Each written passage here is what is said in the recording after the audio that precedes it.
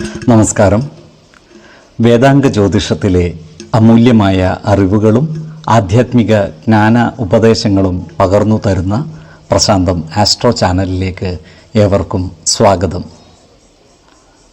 ഈ ചാനൽ ഇതുവരെയും സബ്സ്ക്രൈബ് ചെയ്യാത്തവർ ഇപ്പോൾ തന്നെ സബ്സ്ക്രൈബ് ചെയ്യുക. നോട്ടിഫിക്കേഷൻ ലഭിക്കുന്നതിനായി ബെൽ ബട്ടൺ അമർത്തുമല്ലോ. ഒപ്പം ചാനൽ ലൈക്ക് ചെയ്യുക, ഷെയർ ചെയ്യുക, കമൻറ്റ് ചെയ്യുക. കൊല്ലവർഷം 1200 ആണ്ടിലെ ചിങ്ങ സംക്രമം പൂരാടം നക്ഷത്രത്തിലാണ്. ചിങ്ങം 1-ാം തീയതിയിലെ ഗ്രഹനില അനുസരിച്ച് ഇടവം രാശിയിൽ സർവേശ്വരകാരകനായ വ്യാഴവും കുജനും ഗുളികനും, ചിങ്ങം രാശിയിൽ ആദിത്യനും ബുധനും ശുക്രനും, കന്നിയിൽ ശിഖിയും, ധനുരാശിയിൽ ചന്ദ്രനും, കുംഭത്തിൽ ശനിയും, മീനം രാശിയിൽ രാഹുവും സ്ഥിതി ചെയ്യുന്നു. ആയില്യം നക്ഷത്രത്തിൽ ജനിച്ചവർക്ക് ചിങ്ങമാസം പൊതുവെ ഗുണഫലങ്ങൾ കൂടിയിരിക്കും. ഈ നക്ഷത്രക്കാർക്ക് കർമ്മ മേഖലയിൽ കാര്യങ്ങൾ അനുകൂലമായിരിക്കും. ജോലിസ്ഥലത്ത് ഉന്നത പദവികളും അധികാരങ്ങളും വന്നുചേരും. സാമ്പത്തികമായ ഉയർച്ചയും ഉണ്ടാകുന്നതാണ്. അപ്രതീക്ഷിതമായ ധനനേട്ടങ്ങൾ ഇവരെ തേടിയെത്തിയാലും അത്ഭുതപ്പെടുവാനില്ല.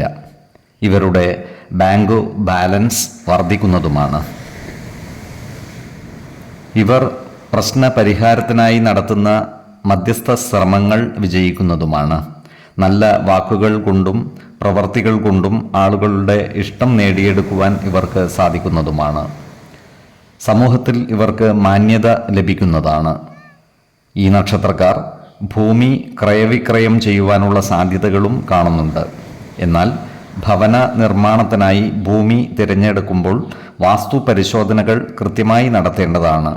വാസ്തുദോഷമുള്ള ഭൂമിയിൽ ഭവനം വെച്ചു താമസിക്കുന്നത് ഐശ്വര്യം കുറക്കുന്നതാണ്. ഉത്തമ ഭൂമിയിലെ വാസം സമ്പൽ സമൃദ്ധിയും ആയുരാരോഗ്യ സൗഖ്യവും പ്രദാനം ചെയ്യുന്നതുമാണ്. വിശ്വാസികളായവർക്ക് ഭൂമി തിരഞ്ഞെടുക്കുമ്പോൾ ജ്യോതിഷ പ്രശ്നചിന്ത ചെയ്ത് സ്ഥലത്തിൻ്റെ ഈശ്വരാധീനം വിലയിരുത്താവുന്നതുമാണ്. ഈ നക്ഷത്രക്കാരായ ബിസിനസ്സുകാർക്ക് കാര്യങ്ങൾ അനുകൂലമാണ്. ഇവർ പുതിയ ബിസിനസ് സംരംഭങ്ങൾ ആരംഭിക്കുന്നതുമാണ്. ഇവർക്ക് പല കാര്യങ്ങൾക്കുമായി ദൂരയാത്രകൾ ആവശ്യമായി വന്നേക്കുവാൻ ഇടയുണ്ട്. ഇത്തരം യാത്രകൾ ഗുണഫലം ചെയ്യുന്നതുമാണ്. ഈ നക്ഷത്രക്കാരായ ഉദ്യോഗാർത്ഥികൾക്കും മറ്റു തൊഴിൽ അന്വേഷകർക്കും അനുകൂലമായ കാലമാണ്. ഇവർക്ക് ജോലിയിൽ പ്രവേശിക്കുവാൻ അവസരം ഒത്തുവരുന്നതുമാണ്. ഈ നക്ഷത്രക്കാർ ആരോഗ്യകാര്യങ്ങളിൽ ഒരു പ്രത്യേക ശ്രദ്ധ പുലർത്തുന്നത് ഗുണകരമായിരിക്കും. 2, 16, 28 തീയതികൾ അനുകൂലമാണ്. ഈ നക്ഷത്രക്കാർ ജനിച്ച സമയത്തെ അടിസ്ഥാനമാക്കിയുള്ള ജാതകത്തിലെ ലഗ്ന രാശിയുടെയും ലഗ്ന അധിപന്റെയും സ്ഥിതിയും ശുഭപാപ ഭാവങ്ങളുടെ സ്ഥിതിയും ഓരോ രാശിയിലെയും ഗ്രഹങ്ങളുടെ സ്ഥിതിയും അനുസരിച്ച് ഇവരുടെ പൊതുഫലത്തിൽ ഏറ്റക്കുറച്ചിലുകൾ ഉണ്ടാകുവാനിടയുണ്ട്. കുടുംബ ദേവതകളെയും ഇഷ്ടദേവതകളെയും ഉപാസിക്കുന്നത് ഇവർക്ക് ആയുരാരോഗ്യ സൗഖ്യമേകും.